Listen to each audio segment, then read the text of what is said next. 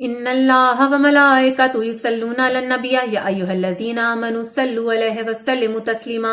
اعوذ باللہ من الشیطان الرجیم، بسم اللہ الرحمن الرحیم۔ حاجی نوری رحمت اللہ علیہ نجم الثاقب میں تحریر کرتے ہیں کہ عالم جلیل فاضل نبیل ملا محسن اصفہانی کربلا کے مجاور تھے اور عدل میں انتہائی بے مثال تھے، امانت و دیانت اور انسانیت میں مشہور تھے اور اس شہر کے پیش نمازیوں میں انتہائی مقبول تھے۔ وہ بیان کرتے ہیں کہ سید عالم عامل سید محمد قطیفی نقل کرتے ہیں کہ شب ہائے جمعہ میں ایک رات ایک طالب علم کے ساتھ مسجد کوفہ کی طرف گیا۔ اس دور میں مسجد کوفہ کے ارد گرد اتنی چہل پہل نہ ہوا کرتی تھی اور چور رہا کرتے تھے، تو اس وجہ سے وہ راستہ تھوڑا دشوار تھا۔ میں مسجد کی طرف گیا اور میں مسجد میں داخل ہوا۔ میں نے دیکھا کہ ایک شخص اور ہے کہ جو کہ اپنی عبادت میں مشغول ہے۔ میں نے مسجد کے دروازے کو اچھے طریقے سے بند کر دیا اور اس کے دروازے کے آگے بہت سی اینٹیں، پتھر اور مٹی کے ڈھیلے رکھ دیے تاکہ کوئی اور مسجد کے اندر داخل نہ ہو سکے۔ اور میں اور جو میرے ساتھ طالب علم آیا تھا، اب ہم عبادت میں مشغول ہو گئے اور میں نے دیکھا کہ جو شخص میرے ساتھ آیا تھا، جو طالب علم تھا، وہ بہت ایک نیک روح تھا۔ اس نے گریہ کرتی ہوئی آواز میں دعائے کمیل کو پڑھنا شروع کیا۔ ہوا انتہائی صاف تھی اور چاند اتنا نمودار تھا کہ چاند کی روشنی مسجد کو منور کر رہی تھی اور مسجد حسب معمول سے زیادہ مجھے اپنی طرف جذب کر رہی تھی۔ اتنے میں نے محسوس کیا کہ ایک انتہائی بہترین خوشبو مسجد میں سے آ رہی ہے اور پوری مسجد کو معطر کر رہی ہے۔ کسی بھی کستور سے زیادہ اور عنبر سے زیادہ انتہائی بہترین خوشبو تھی۔ اس کے بعد میں نے دیکھا کہ ایک نور کی روشنی ہے جو کہ چاند سے بھی زیادہ روشن ہے اور اس کے سامنے ہر چیز روشن نظر آتی ہے۔ اس کی روشنی کی وجہ سے ہر طرف روشنی ہی روشنی ہے۔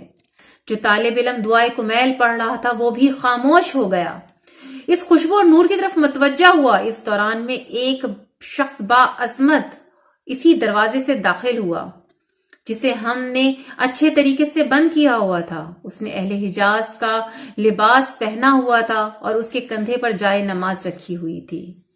نہایت وقار کے ساتھ حضرت مسلم علیہ السلام کے مقبرے کی طرف رخ کر کے جا رہا تھا۔ ہم بے اختیار اس کے حسن و جمال کی وجہ سے مبہوس ہو کر رہ گئے تھے۔ جیسے ہی وہ ہمارے قریب سے گزرا، ہمارے دل قابو میں نہ رہے۔ اس نے ہمیں سلام کیا اور ہم اس کو دیکھ کر اتنے ساکت ہو گئے تھے کہ ہم اس کے سلام کا جواب بھی نہ دے سکے تھے۔ مسجد سے جب وہ نکل کر حضرت مسلم علیہ السلام کے صحن میں داخل ہوا اور ہم اپنی پچھلی حالت میں واپس آئے تو ہم نے دیکھا یہ شخص کون ہے، کہاں سے مسجد میں داخل ہوا ہے۔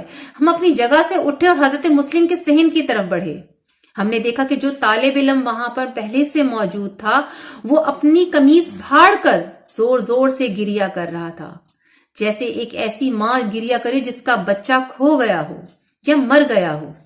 ہم نے اس سے پوچھا کہ کیا بات ہے، تم اتنا گریہ کیوں کر رہے ہو؟ اس نے کہا 40 راتیں جمعے کی ہو چکی ہیں کہ اس مسجد میں آیا ہوں اور حضرت بقیت اللہ کی زیارت کا شوق تھا جو آج تک پورا نہیں ہوا تھا، اور آج کی رات آپ نے ملاحظہ فرمایا کہ حضرت تشریف لائے اور میرے سر کی طرف کھڑے ہو گئے اور فرمایا کہ تم کیا کر رہے ہو؟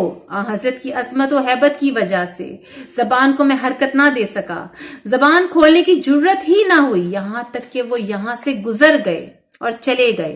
جب ہم واپس آئے تو ہم نے مسجد کے دروازے کو دیکھا۔ ہم نے دیکھا کہ جیسے مٹی کے ڈھیلے اور اینٹ پتھر ہم نے رکھے تھے وہ ویسے کے ہی ویسے رکھے ہیں جیسے کسی نے ہاتھ بھی نہ لگایا ہو، اور مسجد کا دروازہ بند ہے۔ جب ہم کہتے ہیں کہ امام زمانہ سے ہم بات کرتے ہیں یا ہم ان کے لیے گریہ کرتے ہیں، وہ ہماری آواز نہیں سنتے بلکہ وقت کے امام ہماری ہر آواز کو سنتے ہیں۔ جب بھی ہم ان سے اپنی کوئی پریشانی بیان کرتے ہیں تو وقت کے امام ہمیں سنتے ہیں اور ہمارے لیے دعا کرتے ہیں۔ بس اللہ تعالیٰ سے یہی دعا ہے کہ وقت کے امام کے ظہور میں جلد از جلد تعجیل فرمائے اور بار الہ ہمارے امام زمانہ کو، ہمارے وقت کے امام کو جلد از جلد ظاہر کر دے۔ آمین رب العالمین۔ اللہم صلی علی محمد و علی محمد وعجل فرجہم۔